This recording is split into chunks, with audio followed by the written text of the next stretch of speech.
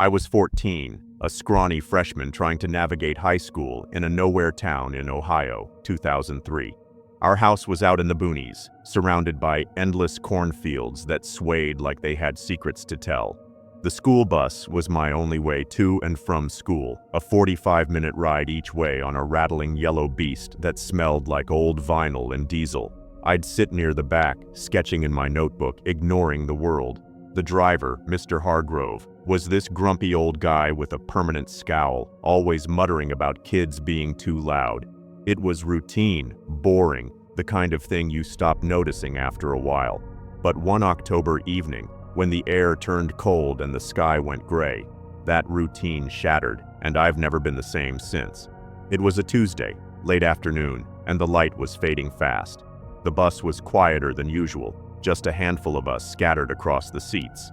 I was doodling a dragon in my notebook, half lost in my thoughts when I felt it, a prickle on the back of my neck, like someone was watching me. I looked up, and that's when I saw her. 2 rows ahead on the right sat a girl I'd never noticed before. She had long, stringy black hair that hung over her face like a veil, hiding everything except the tip of her chin.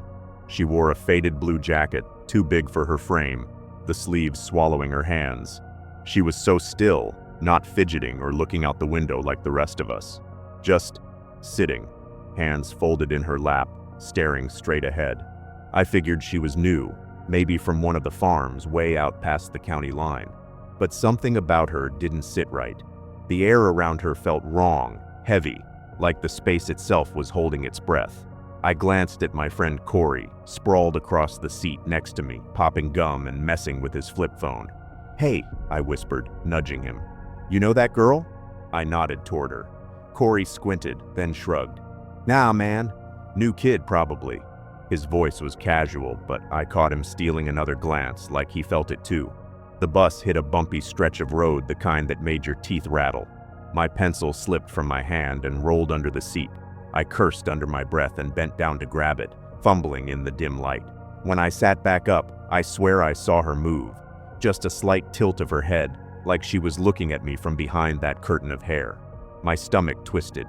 I couldn't see her eyes, but I felt them, sharp and cold, like needles on my skin. I told myself I was being stupid, imagining things. New kids show up all the time, right? No big deal. But my hands were shaking as I went back to my sketch, and I couldn't focus. The ride dragged on, the cornfields blurring past the windows. One by one, kids got off at their stops, their sneakers crunching on gravel as they disappeared into the dusk. By the time we were nearing my stop, it was just me, Corey, and the girl. The bus felt too big, too empty, the hum of the engine too loud in the silence. I packed up my notebook, ready to get the hell off, but I couldn't stop glancing at her. She hadn't moved an inch, not even to shift in her seat. It was unnatural, like she was a statue someone had plopped down and forgotten. As I stood to leave, I made the mistake of looking back. Her head turned, slowly, deliberately, until she was facing me. Her hair parted just enough for me to see her eyes. They were wrong. Too big, too dark, like pools of ink that swallowed the light. No pupils, no whites, just black voids that seemed to pull me in. My breath caught in my throat, and my legs felt like they were made of lead. I wanted to scream, to run, but all I could do was stare back, trapped in those eyes. "Kid, move it!" Mr. Hargrove's voice snapped me out of it, rough and annoyed from the driver's seat. I stumbled down the aisle, nearly tripping over Corey, who was already at the door. We hit the gravel road outside, and I spun around, expecting to see her at the window, those eyes boring into me. But the seat was empty. Not just empty, like she'd never been there. No bag, no jacket, nothing. I blinked, my heart hammering so hard I thought it had burst. "You okay, man?" Corey asked, his voice shaky. He was looking at me like I'd lost it. "You saw her, right?" I said, my voice barely above a whisper. He frowned, confused. "Saw who?" I didn't answer. I couldn't. My mouth was dry, my head spinning. That night, I couldn't sleep. Every time I closed my eyes, I saw those black eyes, felt them watching me from the dark. I kept my bedroom light on, something I hadn't done since I was a kid. The next morning, I cornered Mr. Hargrove before the bus left. "Who was that girl yesterday?" I asked, describing her, the hair, the jacket, the way she sat so still. His face went pale, and he looked away, scratching his beard. "Ain't no new kids on my route," he muttered. "Just you lot." His voice was gruff, but his hands were trembling as he gripped the steering wheel. I pushed, telling him about the eyes, the way she vanished. He didn't say anything, just stared out the windshield like he was seeing something I couldn't. I started asking around at school. Nobody had seen a girl like that. Not the other kids on the bus, not my teachers, nobody. I was starting to think I'd imagined it, that I was losing my mind. But then I went to the library, where Mrs. Carter, the ancient librarian who knew every story in town, was stacking books. I told her what I saw, expecting her to laugh it off. Instead, she froze, her eyes wide. She pulled me into her office, shut the door, and sat me down. "You're not the first," she said, her voice low. She told me about Emily, a girl who'd ridden our bus route back in the 80s. Emily's family lived way out in the country, miles from anywhere. One winter, their car broke down, and she missed the bus. She tried walking home in a snowstorm wearing her blue jacket. They found her the next day, frozen in a ditch, her body curled up like she was still trying to keep warm. Mrs. Carter said kids had been seeing Emily on the bus ever since, always in the fall, always in that same seat. She'd sit there, silent, until the bus was almost empty, then turn and stare with those awful eyes. Nobody knew why she appeared, but some said she was looking for someone to take her place, to join her in whatever limbo she was trapped in.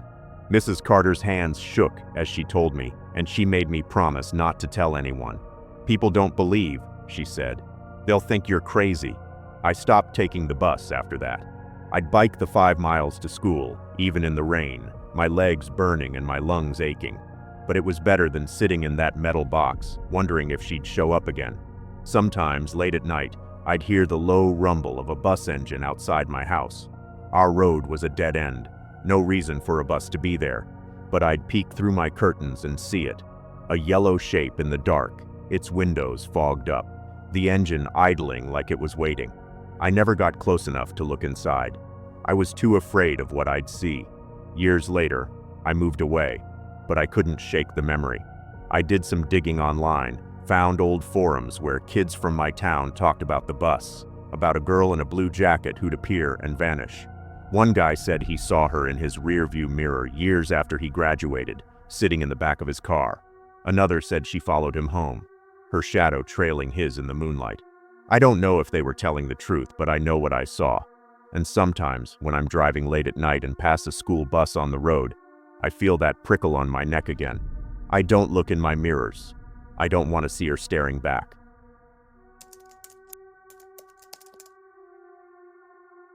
I was 16, living in a sleepy town in Georgia where nothing ever happened. It was 2007, and I was just another high school junior, counting down the days until I could get my license and ditch the school bus for good. The bus was the worst part of my day. Sticky seats, the stench of diesel, and kids yelling over each other like it was a zoo. Our driver, Mr. Tatum, made it worse. He was this wiry guy in his 50s, always wearing a faded Braves cap pulled low over his eyes. He had this creepy smile that never felt real, and he'd mutter to himself, words we couldn't quite catch, while staring at us in the rearview mirror way too long. I'd sit near the front, head down, earbuds in, praying the ride would be over quick. But one spring evening, that prayer went unanswered, and I learned there are things worse than a boring bus ride. It was a Friday, late April, the air warm and thick with the smell of pine. The bus was louder than usual, kids hyped up for the weekend, throwing paper wads and laughing like hyenas. I was staring out the window, watching the sun dip below the horizon, painting the sky blood red. My stop was about 20 minutes away, and I was already mentally checked out, thinking about the pizza my mom promised for dinner. That's when I noticed we weren't on the usual route. Instead of turning left at the old gas station with the rusted pumps, Mr. Tatum kept going straight, down a narrow road I'd never seen before. It was lined with towering pine trees, their branches knitting together overhead, blocking out what little light was left. I pulled out one earbud, frowning. The road was getting rougher, pavement giving way to packed dirt that made the bus rattle like it was gonna fall apart. I figured it was a detour, maybe road work or something, but the deeper we went, the worse the feeling in my gut got. The trees were too close, their shadows clawing at the windows, and the air felt wrong, heavy, like it was pressing down on my chest. I glanced at Sarah, the girl next to me, who was texting on her flip phone. "This the right way?" I whispered. She looked up, her brow furrowing as she peered out the window. "Dunno," she said, her voice uncertain. "Maybe a shortcut." I leaned forward, trying to catch Mr. Tatum's eye in the rearview mirror. "Hey, Mr. Tatum," I called, keeping my tone light. "We going the right way?" He didn't answer. His hands were tight on the wheel, his knuckles white, and he was staring straight ahead like he didn't hear me. His muttering was louder now, a low, jagged hum that sent a chill down my spine. I looked back at Sarah, who was clutching her phone tighter, her eyes wide. The other kids were still goofing off, oblivious, but I could feel it. Something was wrong, really wrong. The bus slowed down, the engine groaning as we approached an old wooden bridge. It looked ancient, the planks warped and splintered, barely wide enough for the bus to cross. The river below was dark, its surface swirling fast, like it was alive and hungry. Mr. Tatum stopped right at the edge, the bus idling with a low rumble that vibrated through my bones. He turned in his seat, and for the first time, I saw his face clearly. His eyes were bloodshot, his fake smile gone, replaced by something else. Fear, maybe, or something darker. "Stay in your seats," he said, his voice low and raspy, like he'd been screaming for hours. Then he stood, walked to the door, and stepped outside. The bus went dead quiet. The kids who'd been laughing stopped, their eyes darting around. I leaned forward, peering through the windshield. Mr. Tatum was standing on the bridge, staring down at the water, his hands stuffed in his pockets. The river churned below, and in the fading light, I thought I saw shapes moving under the surface. Long, thin, like fingers reaching up. I blinked, telling myself it was just the current, but my heart was pounding. He stood there for what felt like forever, then turned and walked back to the bus, his boots crunching on the wooden planks. When he got back on, he didn't sit down. He just stood in the aisle, staring at us, his breathing heavy and uneven. His Braves cap was tilted, casting a shadow over half his face, but I could see his eyes, wild, like an animal's. Sarah spoke up, her voice trembling. "Mr. Tatum? What's going on?" He didn't answer. Instead, he reached into his pocket and pulled out a small, rusted key. He held it up, letting it dangle in the air, catching the dim light from the bus's overheads. Then he laughed, a sharp, unhinged sound that made my skin crawl. "You kids ever wonder what's under the bridge?" he said, his voice dripping with something I couldn't name. Excitement? Madness? I didn't know, but it made my blood run cold. Before anyone could respond, he turned and locked the bus door with that key. The click echoed like a gunshot. My heart stopped. Kids started whispering, some crying, their voices overlapping in a panicked hum. I stood up, my legs shaky, gripping the back of a seat. "Mr. Tatum, what are you doing?" I asked, trying to sound braver than I felt. He didn't look at me. He just walked back to the driver's seat, started the bus, and drove straight onto the bridge. The planks groaned under the weight, and I swear I felt the bus sway like it was about to tip. Kids were screaming now, banging on the windows, their voices a chaotic mess. I grabbed Sarah's arm and she grabbed mine, her nails digging into my skin. I looked out the window, and those shapes in the water were clearer now, long, pale, writhing, like hands clawing at the surface. My breath hitched, my mind screaming that this wasn't real, couldn't be real.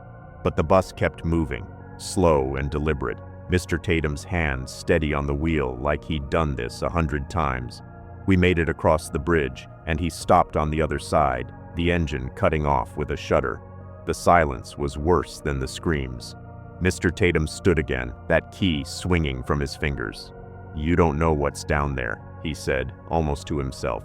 "But I do. I've seen it." His voice was barely a whisper, but it filled the bus, heavy and cold. He unlocked the door, leaving it open, and stepped out into the dark. Nobody moved. We were too scared, frozen in our seats, listening to the rush of the river and something else. A low, guttural moan, like the wind but deeper, alive. I don't know how long we sat there, waiting for him to come back. My hands were sweating, my heart racing so fast I thought I'd pass out. Finally, Mr. Tatum climbed back on, his face blank, like he was sleepwalking. He didn't say a word, just started the bus and drove us back to the main road. He dropped us off at our stops like nothing had happened, but his hands were trembling, and he wouldn't look at us. When I got home, I told my mom everything, my voice shaking as I described the bridge, the key, the shapes in the water. She called the school, furious, but they said Mr. Tatum had quit that night, packed up and left town without a trace. They found the bus parked near that bridge, the key still in the ignition, the door wide open. I couldn't let it go. Years later, I dug into the town's history, searching for answers. That bridge was part of an old logging road, abandoned since the 70s when a flood swept away a school bus full of kids. They never found the bodies, just the wreckage, tangled in the pine roots. Locals said the river was cursed, that something lived in the water, something that didn't let go. I don't know what Mr. Tatum saw that night or why he took us there, but I know what I saw under that bridge. Those pale, writhing shapes, reaching for us. I don't ride buses anymore. I drive, and I stick to the main roads. But sometimes, when I pass a river at night, I hear that moan again, low and hungry, and I speed up, praying I never find out what's waiting under the water. I was 12, living in a quiet suburb in Oregon, where the biggest drama was who got picked last in gym class. It was 2010, and I was just another kid, riding the school bus every morning at 6:45 a.m. to get to middle school. My parents worked long hours, so the bus was my lifeline. A big yellow beast that rumbled through the neighborhood, picking up kids from cul-de-sacs and sleepy streets. Our driver, Mrs. Delaney, was this sweet older lady with gray curls and a warm smile, always handing out peppermint candies on Fridays. The routine was so familiar, I could have done it blindfolded. Same stops, same kids, same bumps in the road. But one November morning, when the fog rolled in thick and heavy, that routine turned into a nightmare I'll never shake. It was a Monday, cold and damp, the kind of fog that swallowed everything. Streetlights, mailboxes, even the sound of your own footsteps. I climbed onto the bus, my backpack heavy with textbooks, and slouched into my usual seat near the middle. The bus was quieter than usual, probably because of the weather. Kids were huddled in their hoodies, staring out the windows at the gray haze, their faces pale in the dim light. I was half asleep, my forehead pressed against the cool glass, when I noticed Mrs. Delaney humming softly, a tune I didn't recognize, slow and mournful. It made the hairs on my arms stand up, but I brushed it off, blaming the chill. The bus rolled along, the engine's low growl mixing with the muffled chatter of the other kids. I was drifting off, lulled by the rhythm of the ride, when the bus slowed down. I opened my eyes, expecting to see one of our usual stops, maybe the corner by the park or the cul-de-sac where my friend Jake lived. But we were nowhere familiar. The road was narrow, lined with twisted trees that looked like they were reaching for the bus, their branches scraping the windows. The fog was so thick I could barely see past the glass, just vague shapes moving in the haze. Mrs. Delaney stopped, opened the door and called out, "Maple Lane." Her voice was flat, like she was reading a script. I froze. Maple Lane? I'd lived in this town my whole life, knew every street on our route, and there was no Maple Lane. I looked around, expecting the other kids to be confused, but nobody reacted. A boy I didn't recognize stood up, a skinny kid with pale skin and dark circles under his eyes, like he hadn't slept in days. He wore a gray hoodie, his backpack slung over one shoulder, and shuffled toward the door. I watched him step off, his figure swallowed by the fog before the door hissed shut. The bus lurched forward, and I sat there, my heart pounding, trying to make sense of what I'd just seen. I leaned over to Jake, who was doodling on his hand with a pen. "You know that kid?" I whispered, nodding toward the empty seat. Jake glanced up, his brow furrowing. "What kid?" I pointed to where the boy had been. "The one who just got off at Maple Lane." Jake stared at me like I'd grown a second head. "Nobody got off, dude. You sure you're awake?" His voice was teasing, but I saw him shift in his seat, uneasy. I opened my mouth to argue, but the words stuck in my throat. The seat was empty, no trace of the boy, not even a wrinkle in the vinyl.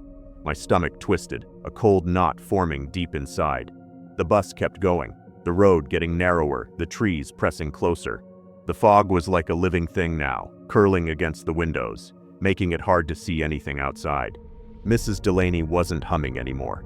She was gripping the wheel so tight her knuckles were white, her eyes darting to the rearview mirror every few seconds. I followed her gaze, but all I saw were the other kids, some whispering, some staring blankly ahead. The air felt heavy, like it was hard to breathe, and I couldn't shake the feeling that something was watching us from the fog. We stopped again, this time at Cedar Hollow, another name I'd never heard. The door opened and a girl with pigtails and a red backpack got up. I didn't know her either, but she moved like she was in a trance, her eyes fixed on the floor as she stepped off into the haze. I grabbed Jake's arm. "You saw that, right?" He shook his head, his face pale. "You're freaking me out, man. Nobody's getting off." My heart was racing now, my palms sweaty. I knew what I'd seen. Kids I didn't recognize walking into the fog at stops that didn't exist. But nobody else seemed to notice, like I was the only one awake in a bad dream. The bus made 3 more stops: Willow Creek, Ash Road, Pine Hollow. Each time, Mrs. Delaney called out a name, and each time, another kid I'd never seen before got off. A boy with a torn jacket, a girl with a scarf wrapped tight around her neck, a kid with glasses so fogged up I couldn't see his eyes. They all moved the same way, slow, mechanical, disappearing into the fog like they were being pulled. I stopped asking Jake if he saw them. His answers didn't help, and the way he looked at me, like I was losing it, made my skin crawl. I wanted to yell, to bang on the windows, to make Mrs. Delaney stop, but I was too scared to move. By the time we reached the school, I was the only kid left on the bus. The fog had lifted a little, enough to see the familiar outline of the school's brick walls, but the air still felt wrong, like it was clinging to me. Mrs. Delaney parked, turned off the engine, and looked at me in the rearview mirror. Her face was pale, her eyes wide with something like fear or guilt. "You saw them, didn't you?" she whispered, her voice barely audible. I nodded, my throat too tight to speak. She closed her eyes, her hands trembling on the wheel. "Don't tell anyone," she said. "They won't believe you. They never do." She opened the door, and I grabbed my backpack, running out without looking back. I tried to forget it, to tell myself it was just the fog playing tricks on my mind. But I couldn't. At school, I asked around, classmates, teachers, even the janitor. Nobody knew about Maple Lane or Cedar Hollow or any of those stops. Nobody recognized the kids I described. I checked a map of the town at the library, my hands shaking as I traced every road. None of those names existed. A week later, Mrs. Delaney was gone. The school said she'd retired, moved out of state, but I heard whispers from other kids that she'd been acting strange, talking about lost kids and wrong stops. I couldn't let it go. Years later, I found an old newspaper article in the library's archives, buried in a box of microfiche. In 1993, a school bus had gone missing one foggy morning, carrying 5 kids from our town. They searched for weeks, combing the woods, dragging the rivers. They found the bus a month later, parked on a road that wasn't on any map, the seats empty, the engine cold. The kids were never found, and the driver, a woman who sounded a lot like Mrs. Delaney, swore she didn't remember a thing. The article mentioned the stops where the kids were last seen: Maple Lane, Cedar Hollow, Willow Creek, Ash Road, Pine Hollow. I don't ride buses anymore. I walk, even if it takes an hour, my sneakers pounding the pavement until my legs ache. But on foggy mornings, when the air is thick and gray, I hear it. The low rumble of a bus engine, too close to be real. Sometimes I see it in the distance, a yellow shape cutting through the haze, its lights flickering like eyes. I don't look too long. I'm afraid of what I might see stepping off at a stop that doesn't exist, afraid they're still out there, waiting for someone else to join them in the fog.